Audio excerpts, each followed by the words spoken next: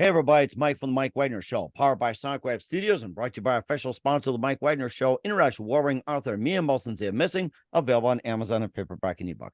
We're here with a terrific gentleman who's a retired doctor, music manager, and restaurant owner, born and raised in Birmingham, Alabama.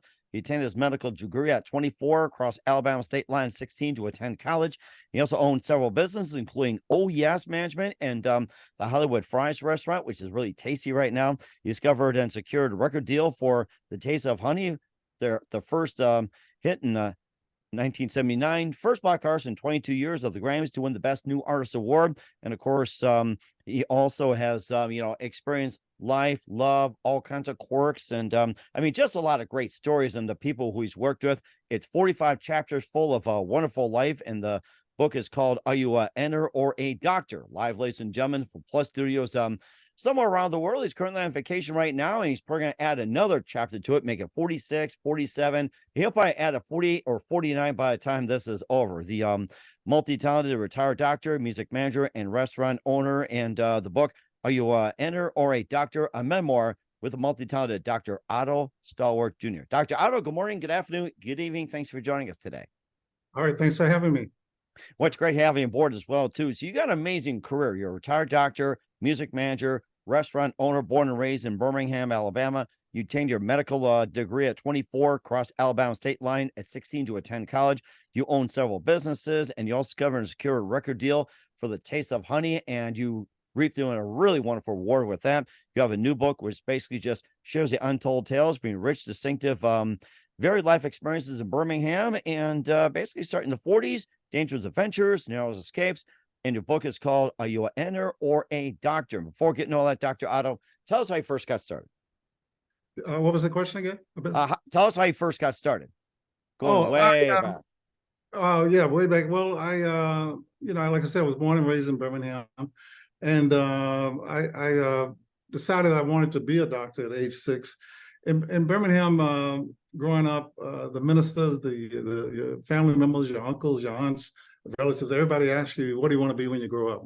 So you felt compelled to have an answer. And around age 6, 7 in the first grade, one of my classmates' parents' father was a physician. And I visited his office and saw him at work, listening, using his stethoscope and this, that, and other. Mm-hmm. So that's when I decided that's what I wanted to do. I wanted to be a doctor. I wanted to have that knowledge, be able to treat people that were sick and so forth. And I sort of stuck to it, and eventually went off to college, leaving Birmingham for the first time at age 16, leaving the state of Alabama state line for the first time at age 16, going to college. And the reason I was 16, I was skipped. I had to change. There's a story in the book called "The Boy Who Fell Off the Train." It's the second chapter in the book, or maybe the third chapter, and it's about me walking home from school with a classmate, and we walked every day. And I don't remember any of this, but anyway, it was a big track, about 8 tracks, and trains were backed up, and it was moving real slow. And we decided to crawl over the train, climb up over the train and go to the other side to get home, to his home. And then he fell down, and the train amputated his leg right below the knee. And I never remember seeing that. I remember everything else about the incident, but I don't remember the actual damage to the leg. But in that story, because of that incident, my mother changed me to another school, and I was skipped. And one school was more progressive, I guess, than the other, so I was skipped. So that's how I happened to graduate at 16, because I skipped the 3rd grade. And and as I was saying, I never left the state of Alabama for the first time until I was 16. So everything that was new to me. I'd never been on a train. I'd never been on a taxi. I'd never been on an airplane, obviously. And I'd never eaten in a restaurant. Oh, my goodness. Other than, where they had waiters. I'd places where you go in and order food and take it out and all that. But I'd never been on a sit-down restaurant. So many things that I've done that most of the stories, once I leave Alabama, most of the stories are sort of a fish out of water story, because I was always in a new environment and trying to adjust. I had a very deep Southern accent when I first got off to college, and people in college had trouble understanding what I was saying, and stuff like that. So I had to learn a different way of talking, a different vocabulary. For example, I would say, tote this across the street. Do you know what I said? Yeah. Crossing the street. No, yeah, but what did I say? I said, tote this across the street. I think that So kind of ran past me. Yeah. that is tote. So I said tote, and I said this across the street. So really, I had to learn to say carry this across the street. Oh, got you. Okay. Tote across the street. It's like, I've never heard that before. right. And then I would say, I'm fixing to do this. And other people would make fun of me saying, "You fixing? What are you fixing? Go home." Well, yeah, no, and then I had to learn to say, "I'm about to go home. I'm going home." So I had to learn a whole new vocabulary. So it was a big adjustment, and that's why I say fish out of water, because my first time to New York, my first time to Chicago, my first time to Philadelphia, my first time seeing the ocean. All of these were new experiences, and seeing. I remember going to Kentucky, and because when I was in Tennessee in school, I went to Kentucky looking for bluegrass. I was blue. Bluegrass. Oh my gosh, I had the same impression too. It's like, where is it? So. Right.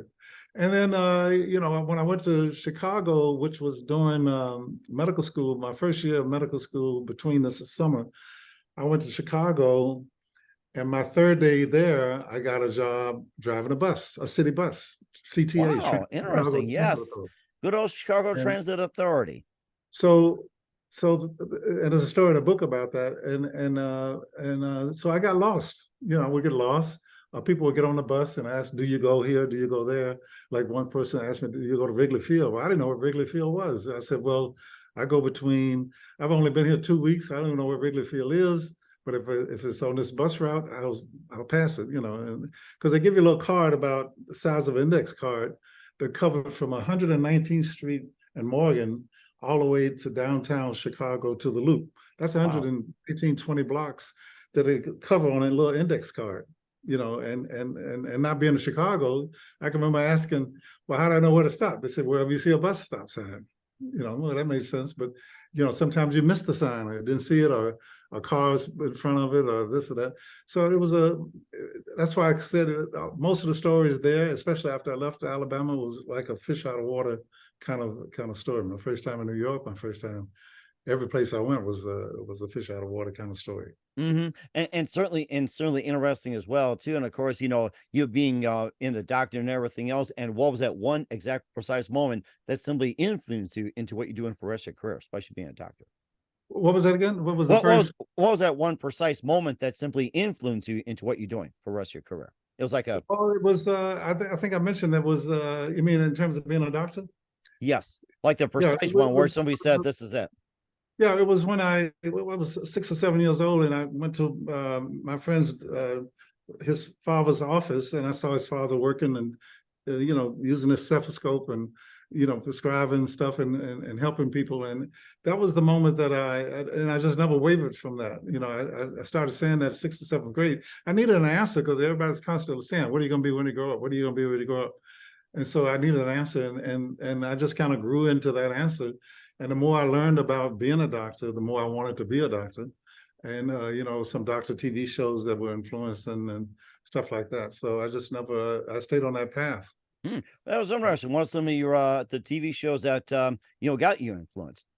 Yeah, there were TV shows like, well, later Marcus Welby and the Interns. I think the Interns were before that, and certain movies and whatnot. And seeing other role models, seeing other doctors work as you get older, all of that had a big influence. And I wanted that skill. I was just very impressed by the fact that he could look at someone and help them. They were sick and they had a problem, and the doctor was able to say, "Well, let's do this, let's do that," and help the person. And I wanted that skill. I wanted to learn how to do that. I think that was a driving force in making that decision. And of course, you went on to being a music manager, restaurant owner, and owning several businesses. Being a doctor as well too. I'll talk about in the book. Are you an enter or a doctor Otto Stallworth Jr.? But first, listen to the Mike Wagner Show at the MikeWagnerShow.com, powered by Sonic Web Studios. Visit online at sonicwebstudios.com for all your needs. Looking at a professional website without breaking your budget? Sonic Web Studios is the answer. Sonic Web Studios offers fast, affordable custom web designs at below the competition rate. Call today, 1-800-303-3960. That's 1-800-303-3960. Or email to support@sonicwebstudios.com. Mention the Mike Wagner Show. Get 20% off your first project. Sonic Web Studios. Take your image to the next level. Also, time to give an official shout out to our official sponsor of the Mike Wagner Show, international warring author Mia Molson-Zia. If you love fast-paced mysteries, you'll love Missing by Mia Molson-Zia, available on Amazon and paperback and ebook.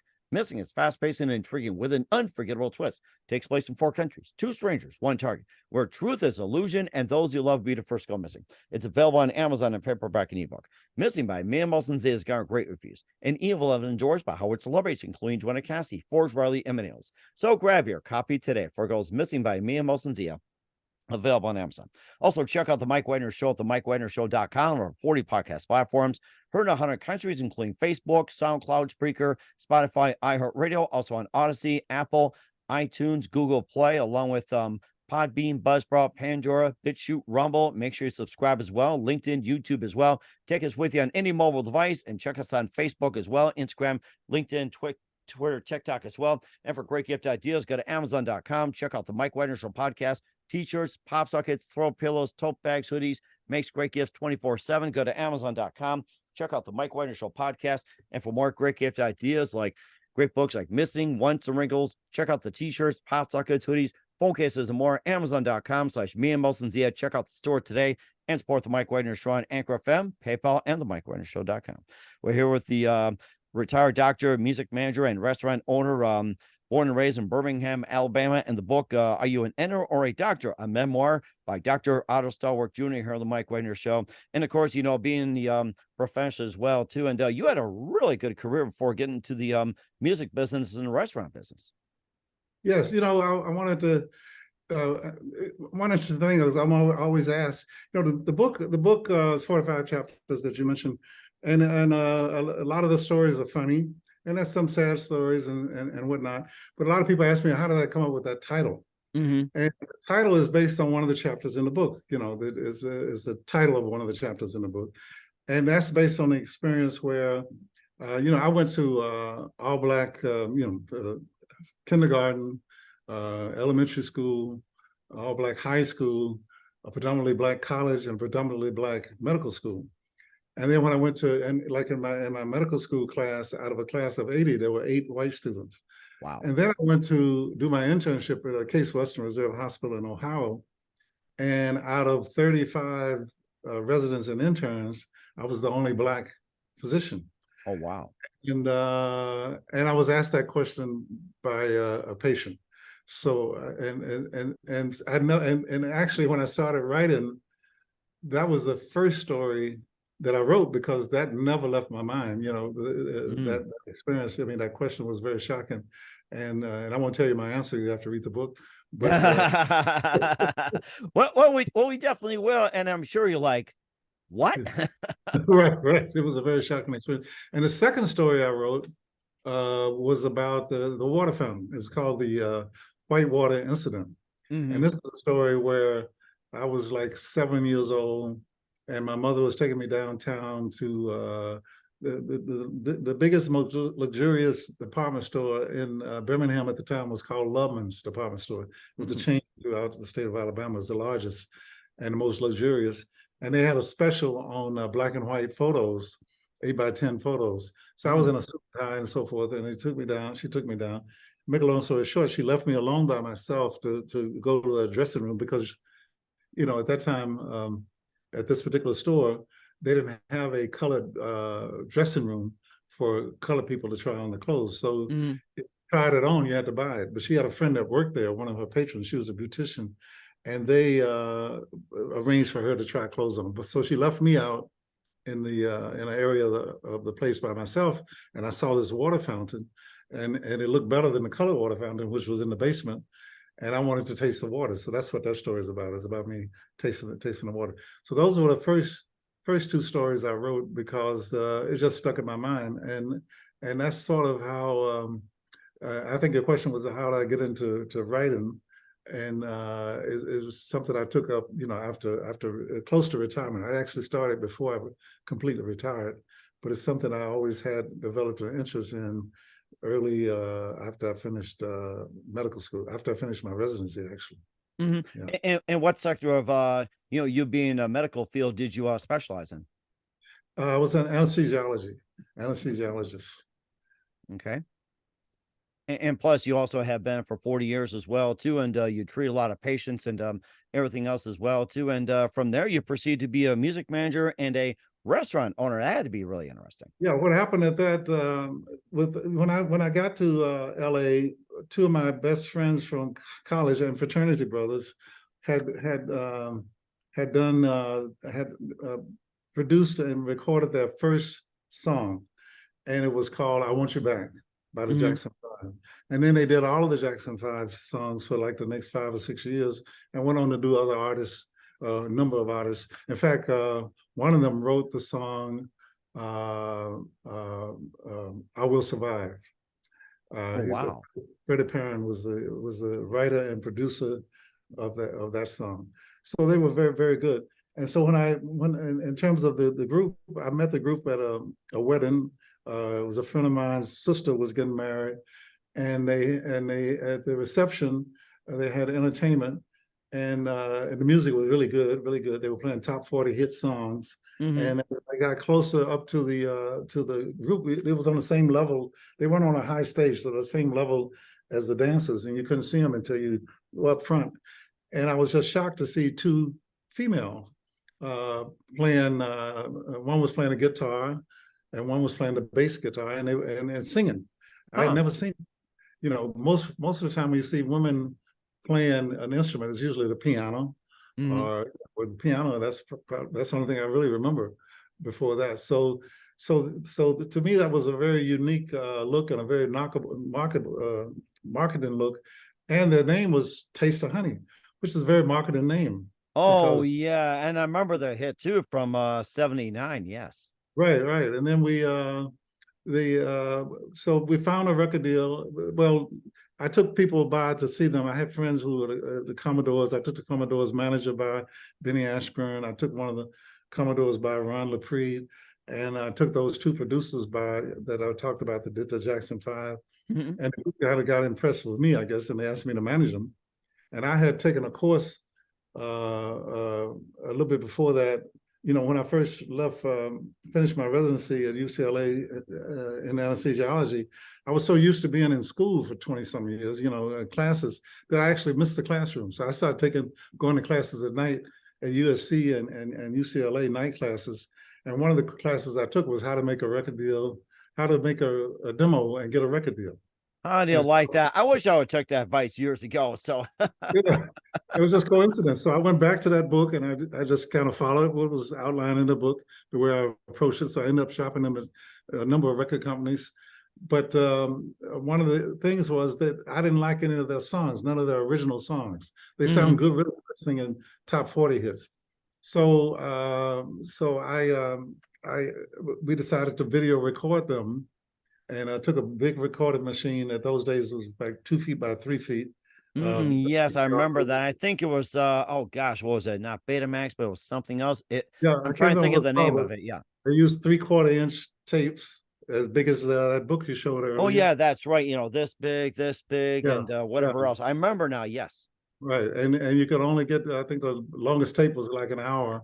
So we had to rent a camera. Nobody had a camera, but we rented the camera and we recorded them. They wouldn't let us record during a performance. They were performing at a club called Club Etc. in Hollywood on La Brea, right across from A&M Records. They Hmm. wouldn't let us record during the performance, so we recorded on a Saturday, which actually Wow. worked out because we had to stop and start. And then I edited that tape down to 20 minutes, and I shot that tape just to show them, because that was the appeal, was this unique look. Plus, they were great singers and great performers. Hmm. And we finally got one of the people that saw them signed us at Capitol Records. And within 6 months, the song was released. It went to #1 right away. It was on the #1 record chart for 13 weeks. We knocked Stevie Wonder out of first place. We went on Wonder the how road. he felt about that. Right. And we went on the road with the Commodores, and they did 90 shows that year. And I had kind of a family emergency, and I had to stop working with the group. And so, and a little bit later, they made a few errors, they were only like 18, 19, 20 years old. I was only maybe 29 or so. Oh, wow. So, and when you have success that early, it's a little dangerous in a way, because you don't know how to handle the money. And they actually, well, this is just my opinion, they kind of thought that they were the reason that they were the top hit, because she had actually written that song on the way from a performance where nobody was moving around or dancing, so she wrote the lyrics. But these producers actually created that sound, created the song. If you listen to that song today, it still will sound current, because of the production was there's so many different instrumental things going on. Right. Yeah. And of course I still listen to it, and I worked at radio stations, and you play it back then, it was 79. So it's like you could have swore it was most recent. You're right. It was a more timeless classic. Right. It was a great thing. And it happened right at the time of the disco thing. So it really took off. And they were the reason. So that ended up being, they have one other minor hit called Sukiyaki, which was a cover of a song, earlier released song. Yeah, I think that's, what was it? Pat Suzuki, what was it, 64, 65, Yeah, 67, like somewhere around there. Yeah. Right. And she did a great job. The lead singer, JJ, had kind of a Smokey Robinson kind of tone to her voice. In fact, I think they did a cover of one of Smokey's songs. I think I can't remember which song it was, but if you check out the album, you'll find one of those songs that Smokey Robinson did. She had a very smooth voice like Smokey. And but that was their only hit, and it became more like a one-hit phenomenon.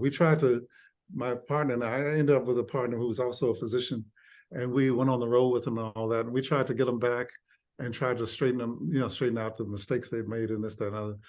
But they were too far gone, and they just had that one hit. So that was, but that was an exciting part, especially the night they won the Grammys. I was there. It was at the sports arena in LA.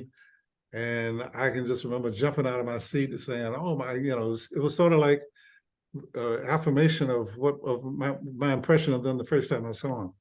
It was an incredible experience. I didn't like the lifestyle of going on the road and the whole music thing, the late nights and so forth. I didn't like that part of it. It's because it's totally different than the medical world that I was used to. So I didn't miss that part of it, but I missed the excitement of just being able to spot something and take it and make it something big. I mean, that was just an incredible experience. And there's a chapter in my book about it, and I think it's called "Taste of Honey," Grammys 1979 or something like that. That's the title. Yeah, that's part of the 45 chapters of you enter our Dr. Otto Stallworth Jr. here on the Mike Wagner Show. You also went ahead and owned several businesses. You also ran a couple of restaurants as well, too, with OES Management and Hollywood Fries Restaurant, which I'm getting hungry right now. Ever think about it? You also worked with Danny Glover and Reuben Cannon and Olden Lee, some of the bigs in Hollywood. I mean, Danny Glover had to be an honor to work with. Yes, it was quite an honor, and I met Danny through my other partner, Reuben Cannon.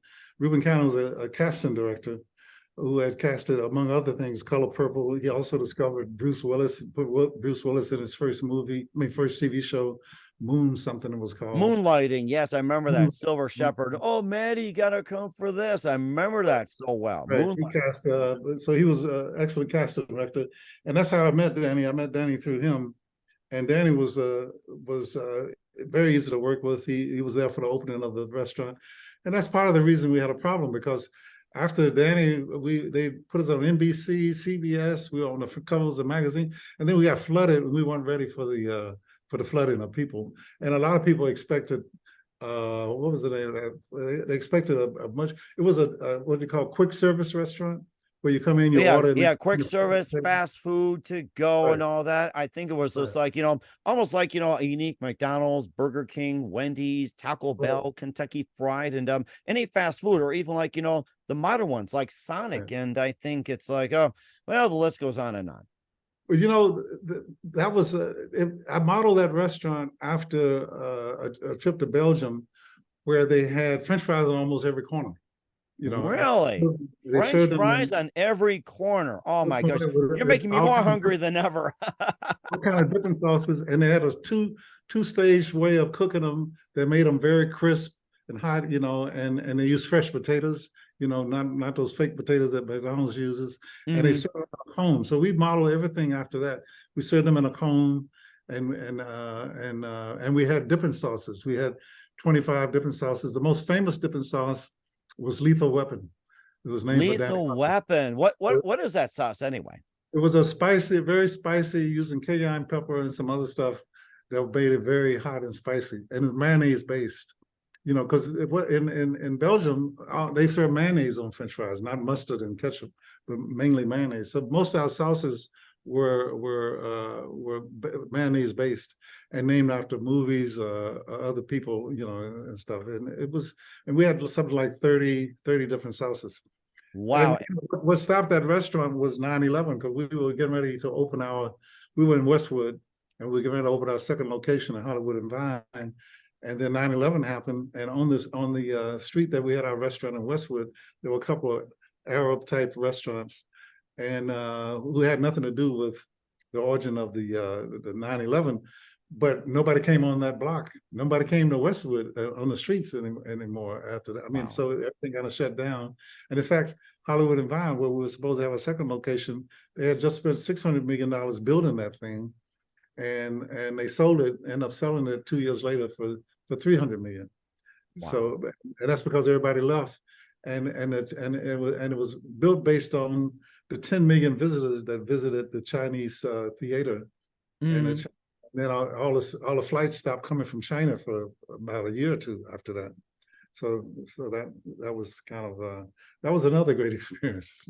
Oh my gosh. And plus you ran OES management and several others as well too. And I mean it's not just food, it's just a bunch of other things. Yeah, I would never. I admire anybody that has success at a restaurant. That is a tough business. That is a very tough business. Hmm. And, And, and, but I'm and you glad I did it. and, Yeah. and, and you said Hollywood Fries, had some things gone wrong. What was it like the expectations? Like, was it like the speed of it, the quality of it, the price of it? And what do you think factored into it? Well, there are a lot of factors. Number one, I can see why McDonald's started making their own fake potatoes, because it's so hard to get certain, especially certain times of year, to get the russet potatoes. You can only use certain types of potatoes that make the best fries, and Mm. those potatoes are hard to get at certain times of year. And we use a serve technique where you can't cook French fries and serve them 2 hours later. They don't hold up. So we cook per order. As you ordered it, we cooked it right there. We served it to you hot, and people came there expecting what was that, Hard Rock Cafe? They were expecting that kind of experience. Oh They were yeah, coming the all over, Hard Rock. I've been there. Uh-huh. right. They were coming up from all over the country, and we were a little small, 1,000 square foot place, quick service, and they were expected to come and sit like at Hard Rock Cafe, where you had all the big video screens and the this and the that, and big, huge restaurant and the posters and all. So we weren't that, and people were coming expecting that, especially after seeing Danny Glover. But I tell you, it was a great experience. It was great working with Danny. It was great, and in fact, one of the best things that ever happened, and this is kind of off the subject, but we got complimentary tickets to go to a game at the Pavilion, UCLA Pavilion, to see, oh God, just what's the, I'm having a brain freeze, but the star player for the Lakers, LeBron James. We got tickets to go see him play in high school. Oh He was in high wow. school playing. It was some other team that they were playing. So we saw him play in high school, and those were complimentary tickets from some of our customers from UCLA. I know. Wow. And this is while LeBron was in high school. He was playing in In high Westwood. school. It had to be. We opened a restaurant in '99. We closed in 2005, so it had to be somewhere in there. And for about 2001 or two, somewhere in there. And Oh my gosh. It's almost like a who knew type of deal. yeah, That sort of thing too. And of course, and there's more to the book as well, too, with Dr. Otto Stallworth Jr. of Are You a Enter or a Doctor? Of course, there's also, falling in love, losing loved ones, and of course, you've been in dangerous situations, adventures, narrow escapes, and we'll get more into detail with Dr. Otto Stallworth Jr. You listen to the Mike Wagner Show at the MikeWagnerShow.com, powered by Sonic Web Studios, and brought to you by official sponsor of the Mike Wagner Show, international warring author Mia Molson's Missing. We'll be back with Dr. Otto Stallworth of Are You an Enter or a Doctor after this time. We're back with author Dr. Otto Stallworth Jr. here on the Mike Wagner Show with the book, Are You an Enter or a Doctor? A wonderful memoir, 45 chapters. And by the time we get done here, and you'll be probably 46, 47, 48. It's not just about, the living in Birmingham, Alabama. I mean, just a lot, falling in love, losing loved ones, family. And, of course, more stories to share about being a doctor as well. yeah. Well, there's also most of the stories. Once I left Alabama, was the first time I was age 16 that you mentioned. It was like a fish out of water story because I went to I had never been to Chicago, and I went there with my roommate, medical school roommate, right after my freshman year, and he told me about a job you could get driving a bus. So 3 days after I'd been in Chicago, never been to Chicago, didn't know anything about the city one way or the other. I got a job driving a city bus, Chicago Transit Authority bus. Mm-hmm. So things used to happen, and that's what the story is about in the book. I used to get lost. I would make the wrong turn. And in Chicago, you had to go down and go through the loop. And the loop was kind of dark and underground. I would get lost in the loop and come out in the wrong location. People would ask me directions to places and get offended when I say, I don't know. And they say, aren't you the curse, aren't you the MF and bus driver? Mm-hmm. I said, I try to explain. I just got to Chicago. I've only been here a week.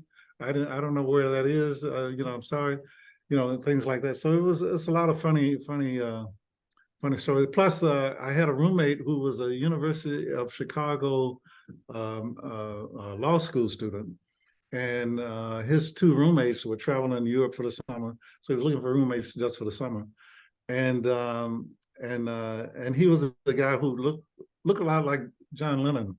He would have had the glasses, had the long hair. Oh, he was yeah. tall and lanky. And his friends, he and his friends used to do LSD every night. Wow. So I watched them.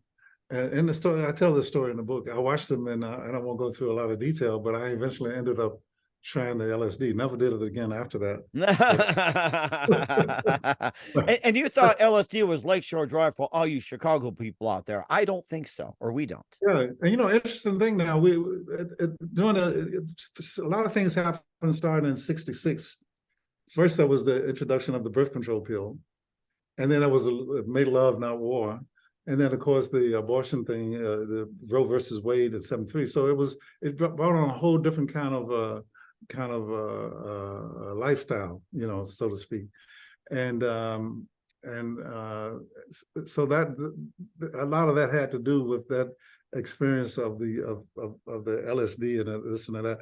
Now, interesting enough, Timothy Leary, who was the LSD godfather or whatever, promoted LSD, lost his job at Harvard for promoting LSD, and now they're starting to use psychedelic kind of drugs to treat depression. For example, ketamine, which is the same, very similar in chemical structure to LSD. We used to use it in anesthesia. We call it dissociative anesthesia because it would make you could be like this, but asleep. But right, having like an icy cold stare or staring in space, like. Right. But you're asleep and you could tolerate a certain amount of pain. Oh, what was that? What was that? It's called dissociative. We call it dissociative anesthesia. The problem with it was that some patients between the ages of 18 and 29 would come what they call emergence delirium, which basically was having trips. they would come out seeing things, hallucinations and this and that, which was very disturbing to the medical staff and other people when they're screaming and yelling. And, of course, now if you just think about it, if you were coming in to go to surgery and they had you waiting there, and the patient that just had just come out was over there going crazy, I think you'd change your mind about going in for the surgery. It's like come and take me away. It's like I think I'll just go somewhere else. That Right, sort of thing. right. Yeah. So it didn't last very long, as I said, because I just happened to be at UCLA before it was released. We did the studies on ketamine, so I knew how to use it, and it's all dose related. And so now they're using it to treat all over LA and maybe in other cities. They'd open up these ketamine clinics where they're treating people for depression.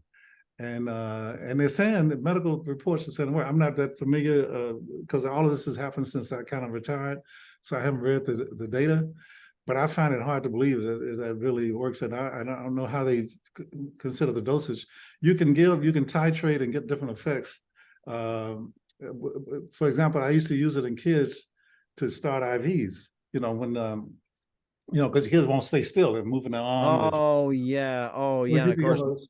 a very small dose intramuscularly, and within 5 minutes or so, they're in this state where it's like this. Their eyes are open and wait, but they don't feel any pain. And you can start that.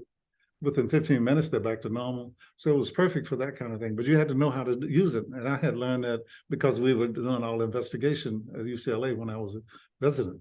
But now they're starting to use that. And now they're starting to bring back psychedelic mushrooms, psilocybin. Yes, that's right. Psilocybin. I did some research on that. I had some people on there too. And that's going to be a big thing as well. Yeah, yeah.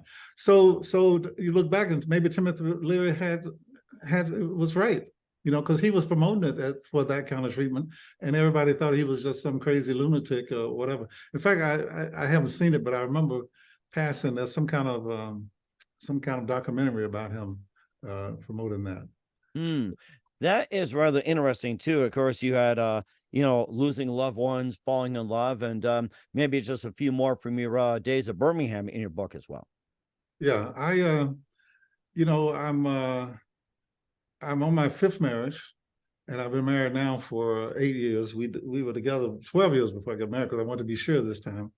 But my first marriage, I was 20, she was 18 in college, had no children or anything. Her father was an attorney and later became a judge, and he annulled the marriage.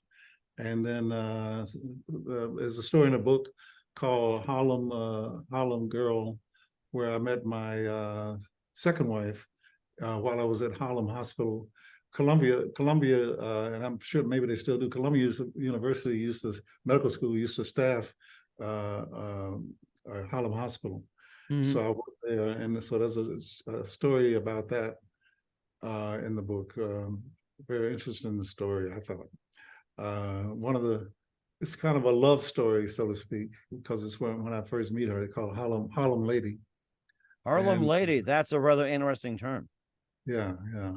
And also, Harlem was my first exposure to seeing drug addicts on heroin drug addicts, because it was pandemic at that point in the 1960s. Now it's pandemic in places like West Virginia here and there and so forth across the United States. But at that time, it was just, as far as I knew, Harlem. An interesting thing, growing up in Birmingham, alcohol, that was about it. We weren't exposed to marijuana during my childhood. And I grew up in the 40s, 50s, and left there in the early 60s to go to college. I never had seen, except on TV, anything about marijuana, cocaine, heroin. Never saw that in Birmingham. But we had a lot of alcohol. And you had it at an early age because we had bootleggers. They had alcohol ABC stores, what they call it, Alabama Beverage Control was the only way you could buy alcohol, and they were only open till 5 o'clock Monday through Friday, and none on the weekends. So that set up a great business for bootleggers. So there were bootleggers all over the place, and I'm sure they paid somebody off because everybody seemed to work and operate without interference.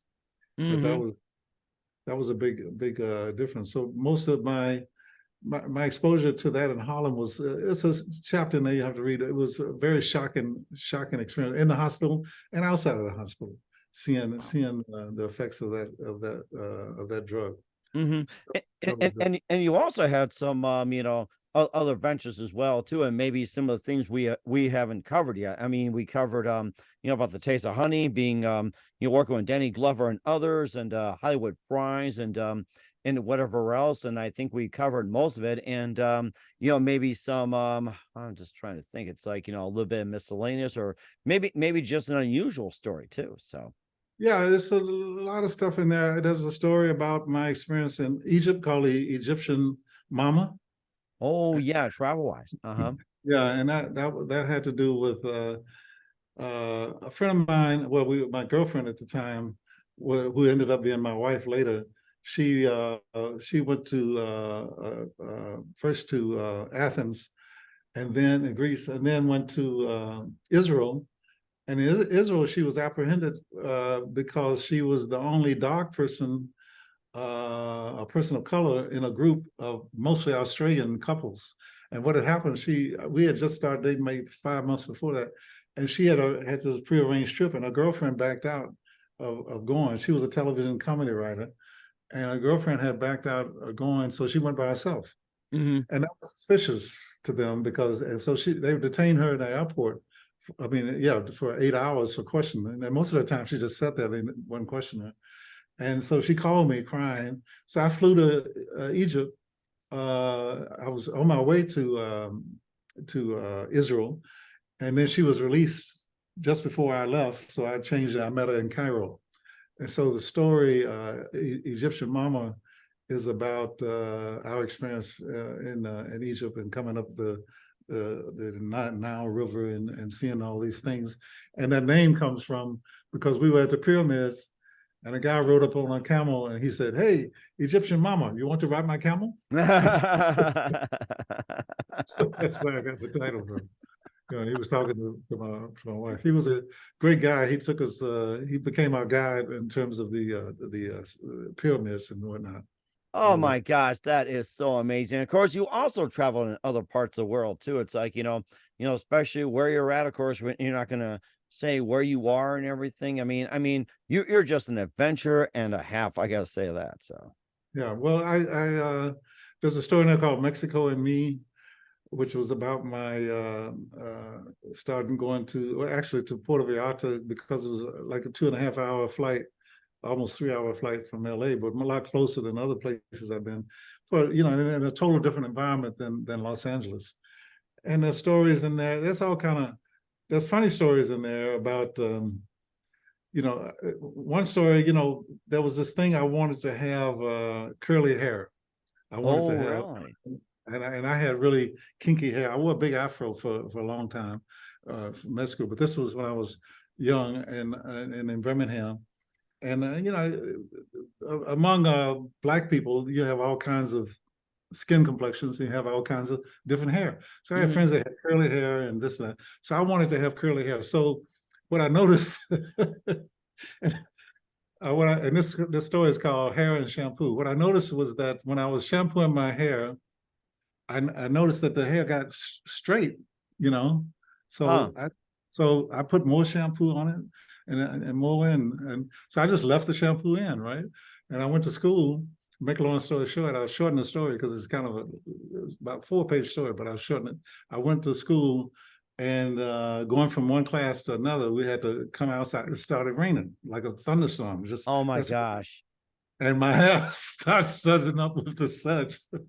The soap suds started coming out of my hair and my face, and people were going, Otto, what's that in your hair? What's wrong with you?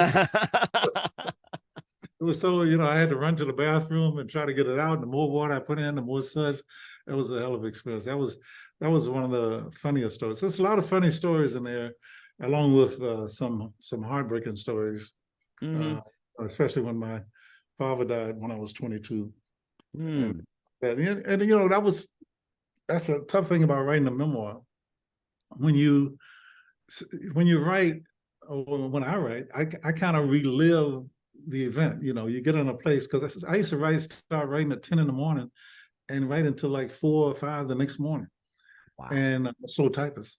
And you relive, you kind of, when you're describing the scene, the smells, the this and that, because we were taught in my writing group, you know, what did you smell? What did you feel? What did you hear, and stuff like that. And so when you start describing those things and remember that, you know, you start like when I started describing the story about my father passing, and I was reading the story to the group, I started crying because I was reliving his death. He died when I was 21. And I started reliving, and it was a sudden thing. You know, he came on, and 3 weeks later he was dead. And so that's the tough part about writing, is reliving those events. Now, reliving events, sometimes you can take a story and make it funny, and it's not as painful when you remember it. Like I write a story about when I was playing football, I on a football team, and my friend was the quarterback, and he threw me a pass, and it was an easy pass, and we were ahead. If we had made this touchdown, we were on the 13-yard line. If we made this touchdown, we would have won the game. But I couldn't find, you know, I was the second string. I never played in a game, right? But the number one player got hurt, and they said, Stallworth, go in for Cecil. I said, I couldn't find the helmet, so I grabbed the first helmet I saw. When the ball hit my hand, the helmet fell over my eyes. Oh no! and somebody tackled me, and then as I was going to the ground, I tipped the ball in the air. The other guy caught the ball and ran an 80-yard touchdown, and we lost the game. Oh my goodness! And the next game, my mother, and then I had to try to make up. So I worked really hard. I got a helmet that fit, and then my mother said it was raining that day, and thundering. And she said, "Where do you think you're going?" I said, "I have a football game." She said, "Not in this rain, you don't." And she wouldn't let me go to the game. Oh my goodness! I couldn't tell the coach. My mommy wouldn't let me come to the game. or you make up something too. You're right. So so that was so there's some funny stuff in there. You know, and it's funny how at the time that wasn't funny. You know, when I lived it, but it was funny writing it. But some things when you write it, it's still not funny, and it's still painful. It's hard to relive those moments. And it's also true to say as well too. And where can we find your book? It's available every place, on Amazon, Apple, Barnes and Noble, even Walmart, every place online, almost every place you can think of online. And also the audiobook is out. The book came out in February. The audiobook came out about 2 months ago. And I couldn't do they wanted me to do the entire book. I did just the prologue. I couldn't do, I didn't have the stamina to do because it was taking 5.5 hours for 5 days. And I read for an hour. My Alabama accent came out, so I had to keep, you know, repeating those words and so forth. And so I had a narrator read it, and he did a great job. I have to say, he did a great job. Plus, you know, I wrote a story about the Mexico thing, and I'm very good. My Spanish is really bad. I couldn't pronounce the Spanish words that I wrote, you know. Well, after you have a little Taco Bell and say, yo quiero Taco Bell, then it'll come back to you. So, yeah.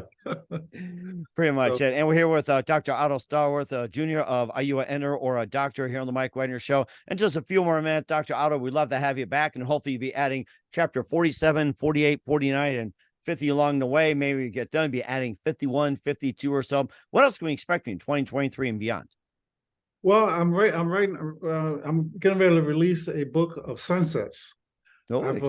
I've always, I've just been taking photos in my travels and whatnot, and a lot of them just in LA of sunsets. You know, I don't know if you've ever really watched sunset. If you see, once you see this book and you see the photos I've taken, you'll go, wow, because, you know, it's a fleeting, sunsets happen in a fleeting moment. They're there and then it's gone. And it changes from every 15 seconds. You know, it's a different pattern, so it's like watching a changing palette of art from moment to moment. So I have a book called Sunsets by Otto.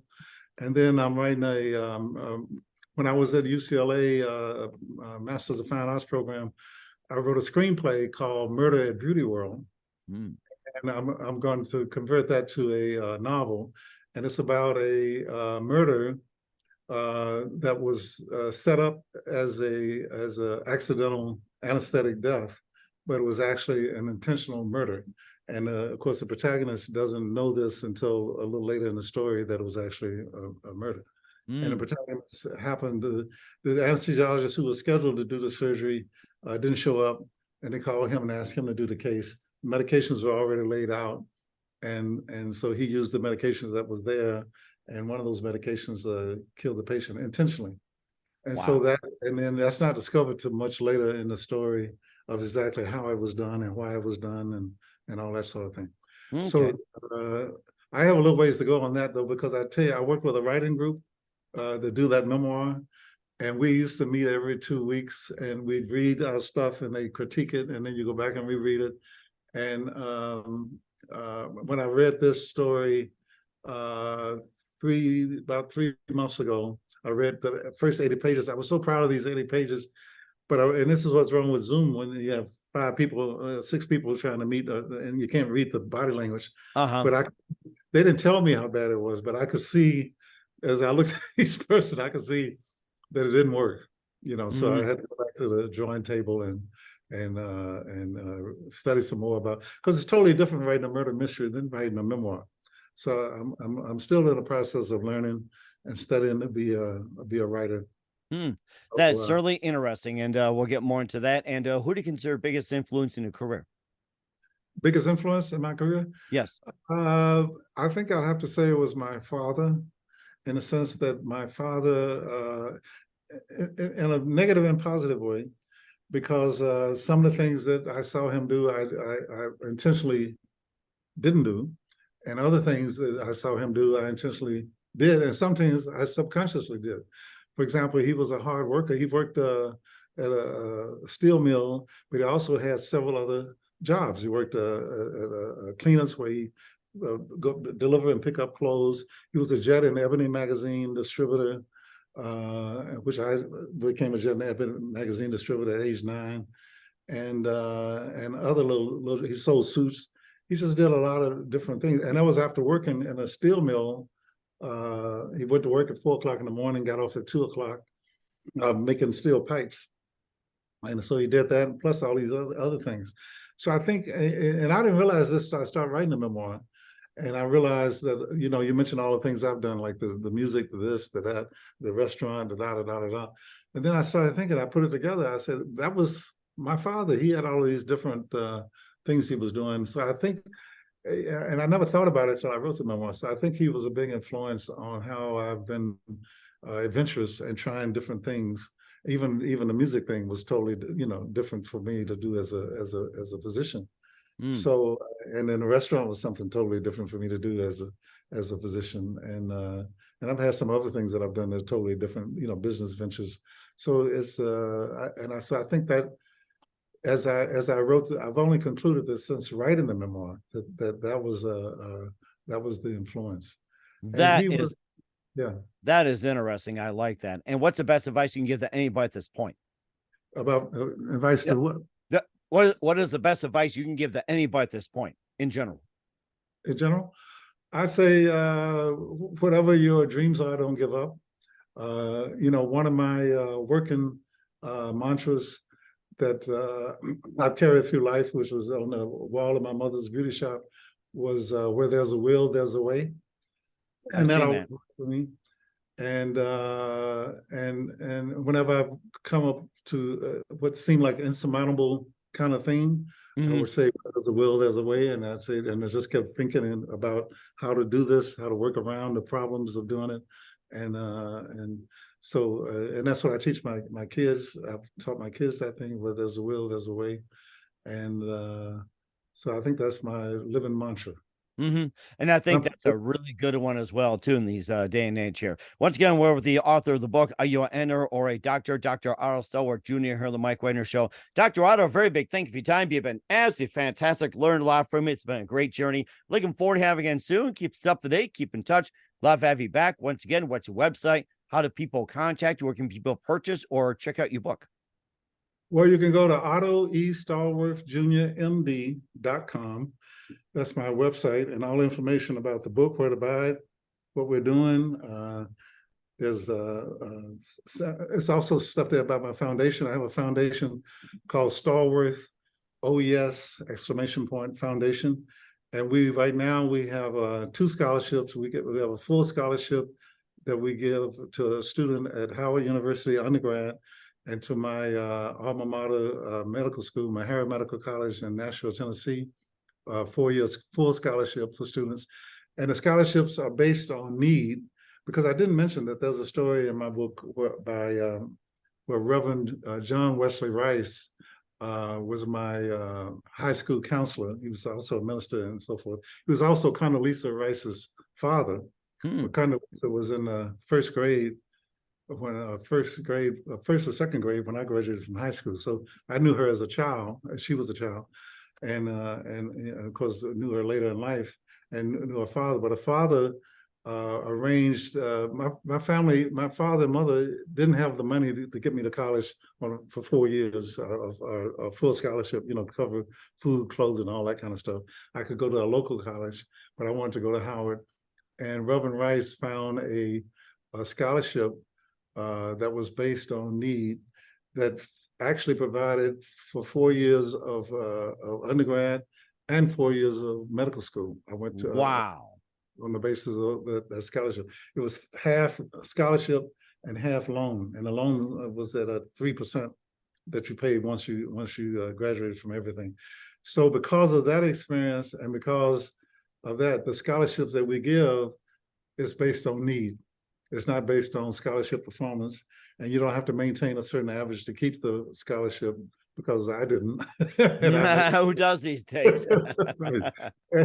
I mean, I had growing pains and all kind of stuff, fish out of water kind of thing. So that's the way the scholarships are based. So that's it's called the Stallworth OES Foundation, and we eventually we'll get to the point we'll be asking for more and more donations.